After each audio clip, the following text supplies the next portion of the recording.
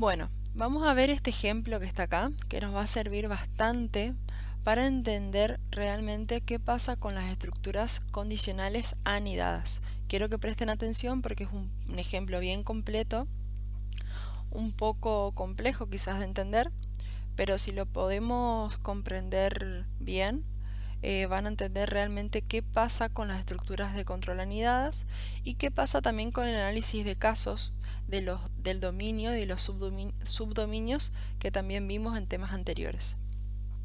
Entonces, fíjense, a simple vista nos podemos dar cuenta que estamos frente a estructuras condicionales anidadas. Esta es nuestra primera estructura de control, cuya condición es si la temperatura es mayor a 15. Si esto se cumple, estamos escribiendo otra estructura de control que pregunta si la temperatura es mayor a 25. A simple vista puedo ver que temperatura es una variable numérica y que vamos a suponer que contiene la temperatura real, ¿sí? Entonces vamos a analizar el primer caso, que es que si se cumple que la temperatura sea mayor a 15 y si se cumple que la temperatura sea mayor a 25, lo que va a hacer nuestro código es escribir en pantalla a la playa, ¿sí? Entonces vamos a analizar cuál es el subdominio de mi dominio total, que serían todas las temperaturas posibles, donde vamos a escribir a la playa. Para escribir a la playa, para que nuestro código ejecute esta instrucción que está acá, se deben cumplir dos condiciones. Se debe cumplir que la temperatura sea mayor a 15 y también se tiene que cumplir que la temperatura sea mayor a 25 para que nosotros escribamos en pantalla a la playa. Entonces, ¿de qué subdominio estoy hablando? Estoy hablando de todas las temperaturas por mayor, que sean mayores o iguales a 26, el número 26. Entonces, si la temperatura es 26 o más, entonces lo que voy a escribir es a la playa, ¿sí? Bueno, ese sería nuestro primer caso. Vamos a seguir analizando para comprender qué pasa en todas estas estructuras de control si se cumple y si no se cumple la condición. Entonces este es nuestro primer caminito en donde escribimos a la playa. Vamos al segundo camino posible en donde la temperatura se cumple, que es mayor a 15, pero no se cumple esta segunda condición de que la temperatura sea mayor a 25. En ese caso, lo que va a pasar es, vamos a escribir en pantalla a la montaña. Entonces vamos a analizar de vuelta, en este caso que es a la montaña, de qué subdominio de datos estoy hablando. ¿Qué tiene que pasar para que nuestro algoritmo ejecute esta instrucción que está acá, a la montaña? Tiene que pasar que la temperatura se cumpla, que sea mayor a 15, es decir, que estoy hablando de temperaturas de 16 en adelante, y también se tiene que cumplir que la temperatura no es mayor a 25. Entonces, estamos hablando de temperaturas mayores de 16 o más, entonces temperaturas de 16 o más y temperaturas de 25 para abajo, ¿sí? Entonces, 16, 17, 18, 19, 20, 21, 22, 23, 24 y 25 estaría definido este subdominio, que es el subdominio que lo que va a pasar es escribir en pantalla a la montaña, ¿sí? ¿Cómo sé eso? Porque sé cuál es el recorrido que tengo que dar, cuáles son las condiciones que se tienen que cumplir y las que no para escribir a la montaña. Vamos entonces a analizar el otro caso, que es este if anidado que está acá, y vamos a analizar qué es lo que tiene que pasar para que mi flujo de control del programa entre en esta sección que está acá. Entonces, estoy preguntando acá, evaluando si la temperatura es mayor a 15 y esto no se cumple, entonces vamos a ejecutar esta instrucción else que está acá. Como verán, en esta instrucción else lo que estoy haciendo es escribir otro if anidado. Y lo que estoy preguntando acá, esta condición, es si la temperatura es menor a 5, ¿sí? Entonces, para temperaturas menor a 5, lo que voy a hacer es tener otro if acá, en donde evalúa si una variable nevando es true o false. Si esta variable nevando es true, lo que va a hacer es escribir en pantalla a esquiar. Entonces, de vuelta, vamos a analizar cuáles son los casos en donde voy a imprimir a esquiar, ¿sí? ¿Qué tiene que pasar y qué es lo que no se tiene que cumplir? La temperatura es mayor a 15, esto no se tiene que cumplir para que yo pueda terminar ejecutando esta instrucción de acá, ¿sí? Entonces, ¿qué temperaturas tienen que ser para que esta estructura no se cumple? Tienen que ser valores 15 o menos, ¿sí? Porque esto no se tiene que cumplir. Entonces, si yo estoy preguntando acá, o sea, si tengo que entrar por este else, esta instrucción no se tiene que cumplir. Para que esta instrucción no se cumpla, esta condición, perdón, tenemos que estar hablando de temperaturas de 15 o menos de 15, ¿sí? Entonces esa es la primera condición que se debería cumplir. Estamos hablando de temperaturas de 15 o más bajas que 15. La segunda instrucción que se tiene, condición que se tiene que cumplir, perdón, la segunda instrucción que se tiene que cumplir es que la temperatura se tiene que cumplir que sea menor a 5. Para que la temperatura sea menor a 5, estoy hablando de valores de 4 o más bajos que 4, ¿sí? Y después se tiene que cumplir que la variable nevando tiene que ser true.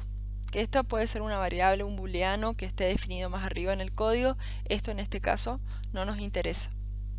Entonces, ¿cuál sería el rango de datos que se va a dar para que se escriba a esquiar? Y voy a estar hablando de valores de 15 o menores a 15 porque no se tiene que cumplir esta condición, y voy a estar hablando de valores de 4 o menores de 4, ¿sí?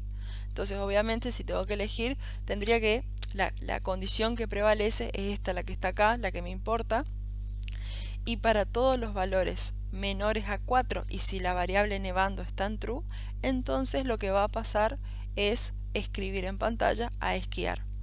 Vamos a analizar ahora el último caso que nos queda, que es el caso de a descansar, en donde vamos a analizar cuáles son las condiciones que se tienen que cumplir y cuáles no, para que nuestro flujo de control termine ejecutando esta instrucción que está acá.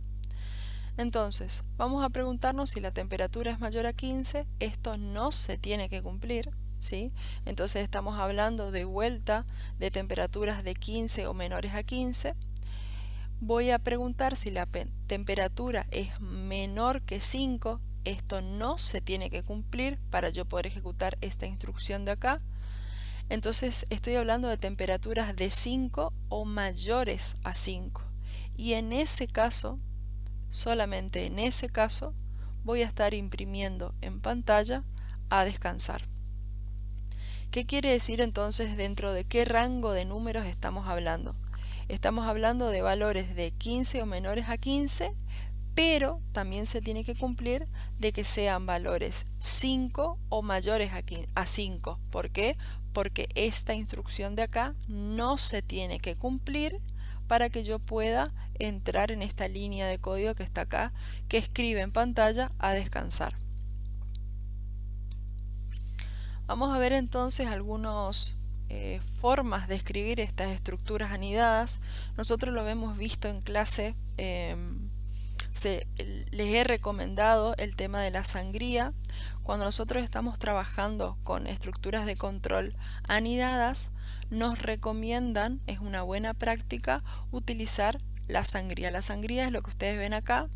Entonces, vamos a verlo en el ejemplo de acá, que está mucho más claro. Fíjense que esta estructura de acá, esta estructura if, es la más grande, la que engloba todas las demás. Entonces, si yo necesito escribir otra estructura if anidada, que esta sería la estructura if anidada, lo que hacemos es dejar una sangría. Vamos a ver buenas prácticas en la redacción o en la construcción de estas estructuras condicionales anidadas. Entonces, cuando han de cumplirse dos condiciones simultáneas, no pondremos dos instrucciones condicionales, sino una sola con la conjunción de las condiciones. Vamos a ver el ejemplo para que puedan visualizar con más claridad de qué le estoy hablando. Pero fíjense acá, si yo tengo que evaluar si la condición 1 se cumple y si esta condición 1 se cumple, voy a preguntar si la condición 2 se cumple y si esta condición 2 se cumple, entonces voy a ejecutar la acción 1. Para ejecutarse la acción 1 se tiene que cumplir la condición 1 y la condición 2, si no, la acción 1 no se ejecuta. Entonces, en vez de hacer estas dos estructuras de control anidadas, lo que vamos a hacer es una sola estructura de control haciendo la conjunción de estas dos condiciones, ¿sí? Entonces, solamente voy a tener un if donde voy a preguntar en esa estructura de control si la condición 1 se cumple y la condición 2 se cumple, entonces ejecutamos la acción 1. Esto es la parte teórica de lo que nosotros ya vimos en la práctica, que son las estructuras condicionales en donde tenemos más de una expresión. Vamos a ver otras cosas que podemos hacer como para mejorar la performance y la escritura de nuestras estructuras condicionales anidadas. Para facilitar la programación es conveniente identificar conjuntos disjuntos y la condición que las distingue. Entonces, es mejor no volver a verificar condiciones excluidas. Vamos a ver un ejemplo. Este caso que está acá es muy común que se dé. Entonces vamos a evaluarlo. Acá estamos haciendo una pregunta y estamos, la condición que está en este primer if nos dice si la nota es menor a 5, entonces llevar el texto suspenso, asignarle suspenso a la variable cal, ¿sí? Si eso no se cumple, entonces si la nota es menor a 7, escribir aprobado. Acá no volvemos a evaluar que la nota sea mayor o igual a 5, porque ya sabemos que por el else la nota sí o sí va a ser o es igual a 5 o es mayor a 5. ¿Cómo sé eso? Porque esta condición no se cumplió. Si esta condición no se cumple, entonces quiere decir que la nota es o 5 o mayor a 5. Entonces en este else if no lo vuelvo a preguntar. Ya sé que la nota, si estoy ejecutando y evaluando esta condición, quiere decir que la nota o es 5 o es mayor. Entonces no lo vuelvo a preguntar. Lo mismo pasa en este caso de acá. Vamos entonces a ver estos dos ejemplos de estructuras condicionales anidadas, en donde sí o sí para escribir el algoritmo van a necesitar estas estructuras de control. Entonces, explico un poco de qué se trata el ejercicio y ustedes los hacen en sus casas. En una llantería se ha establecido una promoción de las llantas marca ponchadas. Dicha promoción consiste en lo siguiente. Si se compran menos de 5 llantas, el precio es de 30.000 cada una. De 25.000 si se compran de 5 a 10 llantas y de 20.000 si se compran más de 10 llantas. ¿Sí? ¿Qué tenemos acá? Que el precio de cada llanta depende de la cantidad que se compra. Entonces, ¿qué nos pide el ejercicio? Obtener la cantidad de dinero que una persona tiene que pagar por cada una de las llantas que compra y la que tiene que pagar por el total de la compra, ¿sí? Entonces vamos a evaluar este ejercicio, vamos a evaluar cuáles son los datos de entradas que voy a tener, que voy a necesitar, y vamos a intentarlos hacerlos cada uno en sus casas.